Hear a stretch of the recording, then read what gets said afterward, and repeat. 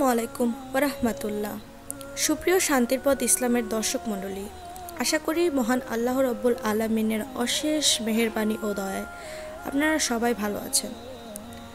কুল্লু নাফসিন জাইকাতুল মাউত, প্রত্যেক প্রাণীকে মৃত্যুর স্বাদ গ্রহণ করতে হবে। আমরা আশরাফুল মাখলুকাত, আল্লাহ তাআলা আমাদেরকে সৃষ্টির সেরা জীব হিসেবে সৃষ্টি করেছেন। আমরাও একদিন এই পৃথিবী ছেড়ে চলে যাব, কেউ আগে কেউ পরে।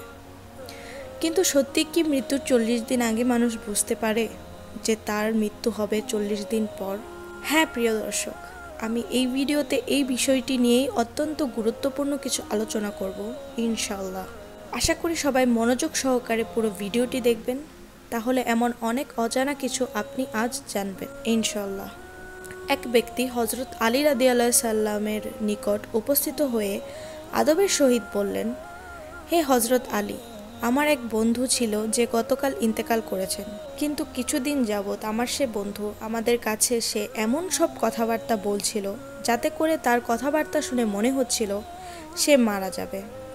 তাহলে কি মানুষের মৃত্যুর আগে বুঝতে পারে তার মৃত্যু সন্নিকটে?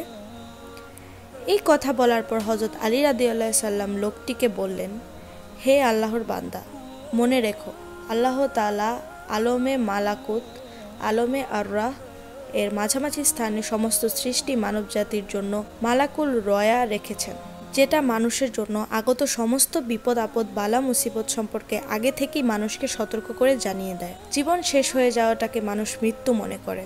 আসলে মৃত্যু এমন একটি জিনিস যেটা মানুষকে এক জীবন থেকে অন্য জীবনের দিকে নিয়ে যায়, আর একই আমরা বলে থাকি মৃত্যু। জীবন শেষ হয়ে যাওয়াটাকে মৃত্যু বলে না। আল্লাহ তাআলা তার বান্দাদেরকে অনেক অনেক ভালোবাসেন, তাই আল্লাহ তাআলা তার বান্দাদেরকে মৃত্যুর ভয়কে দূর করার জন্য এলহামের স্বপ্ন দেখায়, যাতে করে মানুষ মৃত্যু যে নতুন এক জীবন সেটা বুঝতে পারে এবং মৃত্যুর ভয় মন থেকে কমে যায়। আল্লাহ তাআলা মানুষকে এই সুযোগ দেয় যাতে করে মানুষ নিজেদেরকে শুধরাতে পারে, নিজেদের কৃত পাপ কর্মের জন্য আল্লাহর নিকট তওবা করতে পারে এবং মৃত্যুর আগে নিজের আত্মার মুক্তির ব্যবস্থা করতে পারে। যেভাবে কোনো মানুষ এক দেশ থেকে অন্য দেশে সফরে যায় এবং সফরে যাওয়ার জন্য প্রস্তুতি গ্রহণ করে এবং মাল সামান জামা কাপড় সাজ সরঞ্জাম সব কিছুর ব্যবস্থা করে, ঠিক তেমনি আল্লাহ তাআলা মানুষকে সুযোগ করে দেয় যাতে করে মানুষ বারজাখের জীবনে যাওয়ার জন্য প্রস্তুতি গ্রহণ করতে পারে। এই কথা বলার পর লোকটি আলীকে বললেন, হে হযরত আলী, সে স্বপ্নে কি কি দেখা যায়? হযরত আলী রাদিয়াল্লাহু সাল্লাম বললেন, মানুষ ইন্তেকালের আগে স্বপ্নে দেখে মানুষ সফর করছে, এক দেশ থেকে অন্য দেশে যাচ্ছে এবং তার পোশাক পরিচ্ছদ সাদা হয়ে যায়, আর দুনিয়ার হায়াতের জিন্দেগি যা তার সঙ্গী আত্মীয় স্বজন পিতা মাতা যারা ইন্তেকাল করে গেছে তারা তাকে নিতে আসে এক দেশ থেকে অন্য দেশে। তারা বলে, তোমার এই দেশের সফর শেষ হয়ে গেছে, তোমাকে অন্য দেশে নিয়ে যাচ্ছি।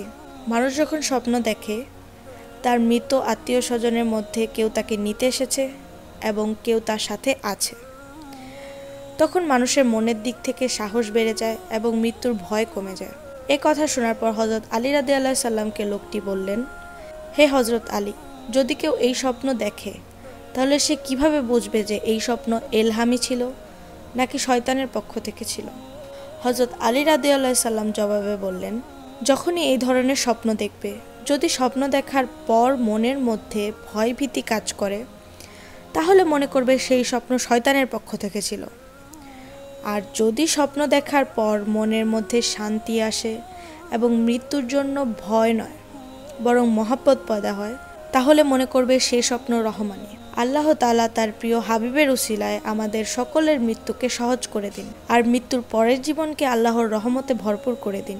প্রিয় দর্শক, আমাদের সকলেরই মাতা পিতা আত্মীয় স্বজন কেউ না কেউ এই দুনিয়া থেকে ইন্তেকাল করে চলে গেছেন। আসুন আমরা তাদের জন্য প্রতিদিন নেক আমল করি এবং তাদের রূহের উপর নেক আমলগুলো বকশিশ করি, দোয়া করি, তাদের জন্য মন থেকে দোয়া করি। সবাই ভালো থাকবেন আর সবসময় আল্লাহ তাআলার শুকরিয়া আদায় করবেন। আমিন।